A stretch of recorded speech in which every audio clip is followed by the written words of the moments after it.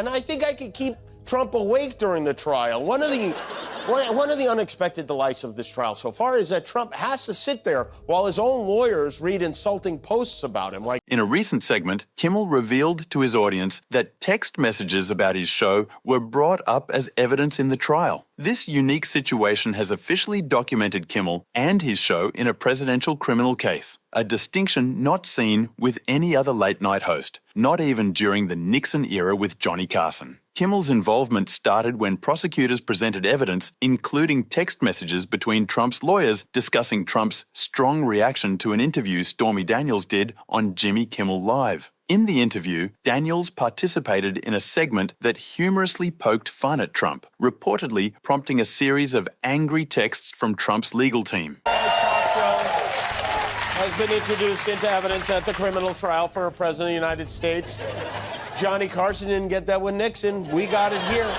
Kimmel, in his typical humorous style, joked about his show's unexpected role in the trial, mentioning it as the first time a late-night talk show has been entered as evidence in a criminal trial involving a US president. He made a witty observation, pointing out that not even Johnny Carson had such a distinction during the Watergate scandal. Kimmel seemed genuinely delighted to be part of the trial, expressing his joy by saying he was pleased as punch. His involvement in the trial highlights the changing ways political figures interact with and respond to media and entertainment platforms. Despite reports from major news outlets like The New York Times and CNN suggesting otherwise, Donald Trump once again denied claims that he had dozed off during his hush money trial in Manhattan. Trump insisted that he wasn't falling asleep during the trial, which began on April 15th. The former president, who is facing one of 4 cases against him, maintained that he was simply closing his eyes to listen attentively and take everything in. Contrary to the fake news media, I don't fall asleep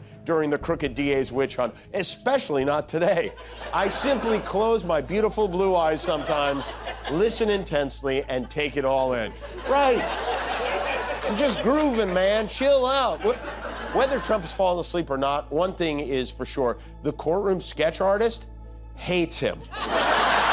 The case revolves around allegations that Trump falsified business records to conceal an alleged affair with adult film star Stormy Daniels. Reporters like Maggie Haberman from the New York Times observed instances where Trump appeared to be nodding off, although she acknowledged that sometimes he was simply sitting with his eyes closed, possibly trying to maintain his composure. Despite these reports, Trump brushed them off as completely untrue, with a spokesperson from his campaign restating this denial in a statement to The Independent last month. Nevertheless, this hasn't stopped people from finding humor in the situation. Jimmy Kimmel even joked that the courtroom sketch should portray Trump like a frog poised to catch a fly. While it's unclear if he caught any flies, Trump did find himself facing a potential jail sentence and a fine. I'm not allowed to testify. I'm under a gag order.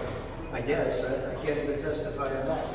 I'm not allowed to testify because this judge, who's totally conflicted, has me under an unconstitutional gag order. Nobody's ever had that before. Trump told reporters he couldn't testify in his defense because of a gag order, claiming Judge Juan Murch's speech restrictions prevented him from taking the stand. However, as Kimmel pointed out, that's not accurate. The judge's order bars Trump from discussing witnesses and court staff outside of court, but doesn't stop him from testifying. Kimmel couldn't resist teasing Trump's misunderstanding, noting the former president could testify if he chose to. The gag order only limits him from publicly discussing specific case-related individuals. Kimmel's jests highlighted the absurdity of Trump's claim and showcased Trump's efforts to control his narrative. He suggested Trump avoided testifying out of fear of incrimination, jokingly implying Trump didn't want to lose Diet Coke privileges in prison. Kimmel depicted Trump's lawyer as apprehensive of Trump's reactions and struggling to defend his illogical assertions about the gag order. And nobody still has had it because you just made it up. It's obviously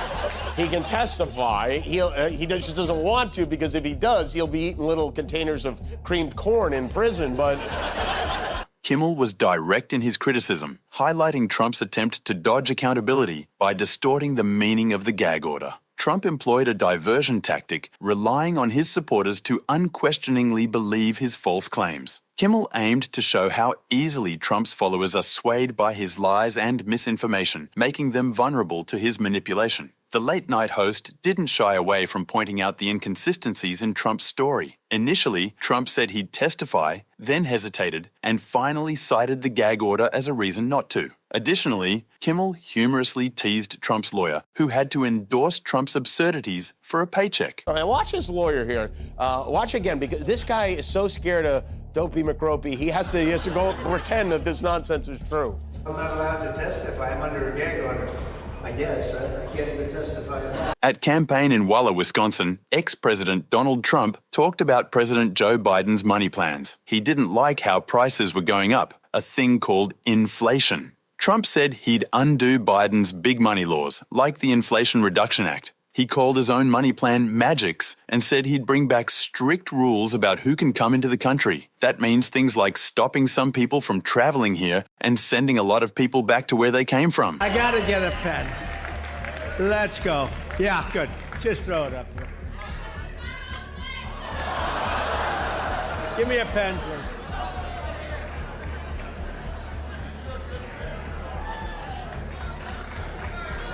You think Biden can bend down like that? I don't think. During the rally, Trump praised the NYPD for handling Columbia University protests and stuck to his guns about not letting Gazan refugees into the US. This showed he's still not a fan of Biden's ways and wants to bring back his own policies. Later in Freeland, Michigan, things went haywire. Trump was talking when suddenly the teleprompter messed up. Instead of following along, he started complaining about it and the word folks. It's funny because he's made fun of Biden for using teleprompters, but now it was his turn to deal with the trouble. Wind messed up one of his screens, throwing him off as he talked about his plans. He had a hard time speaking and even joked about the crazy weather. You can go 2 hours without a teleprompter, not making even a little mistake. Isn't it nice to have a president that doesn't need a teleprompter? I think any president candidate that runs should not be allowed to use a teleprompter.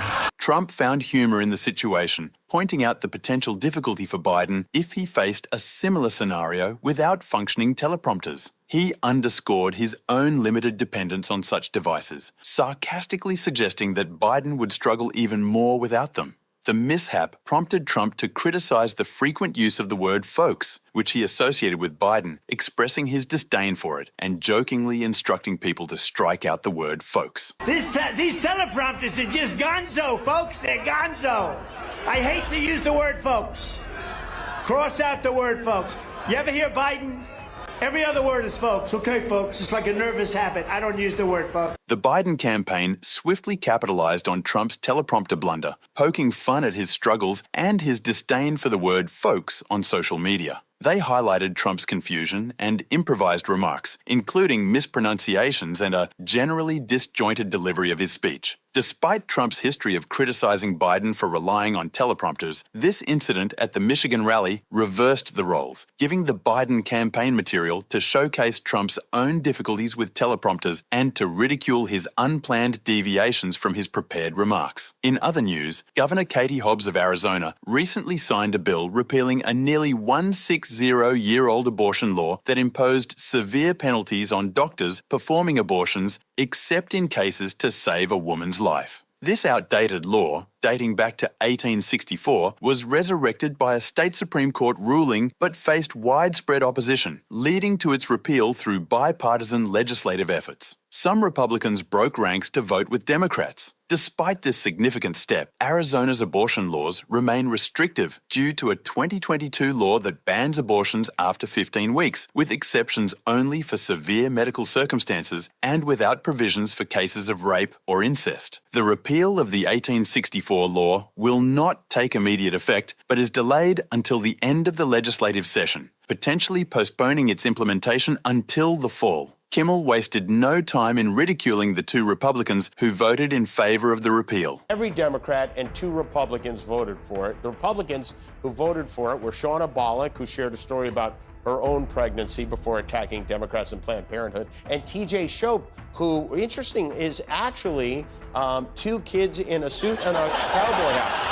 During CNN's coverage of Donald Trump's hush money trial, Jake Tapper shared a light-hearted moment from the court transcript. Michael Cohen, Trump's former attorney, had posted on Twitter referring to Trump as Von Shits and Pants. His name was then read aloud in court by Trump's attorney Todd Blanche, leading to laughter among the CNN panel, including Dana Bash, who jokingly commented on the nickname. Tapper pointed out that Cohen's criticisms of Trump extended to his podcast and TikTok, highlighting that the nickname was now officially part of the court record, humorously acknowledging his own similar quip, Von Shits and Pants. What are your thoughts on this? Let us know in the comments below. If you enjoyed watching this video, then hit the like button, subscribe to the channel, and don't forget to ring the bell icon so you always stay updated about developments in Trump getting roasted. See you at the next one.